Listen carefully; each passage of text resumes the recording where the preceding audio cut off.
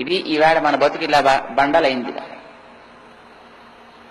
మన వాళ్ళు క్రిస్టియన్స్ మీద ముస్లిమ్స్ మీద పడి ఏడుస్తారు కొందరు.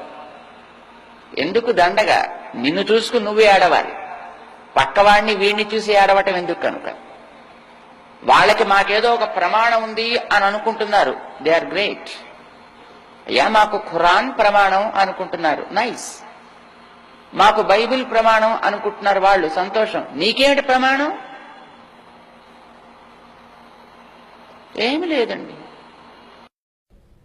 అందుకని ఇంద్రియ నిగ్రహం విషయంలో ఆది నుంచి కృషి చేయాలి. అంటే అసలు ఆ బీజం మొదట్లో పడేటప్పుడే మనం జాగ్రత్తగా ఉండాలి.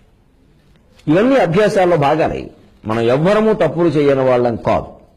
మహానుభావులే అంగీకరించారు. యేసుక్రీస్తు లాంటి మహానుభావుడు ఒక వేశ్య మీద ఎవరో అందరూ వచ్చి రాళ్ళు వేస్తూ ఉంటే తప్పకుండా వెయ్యండి, ఆవిడ నేరమే చేసింది, లోకాన్ని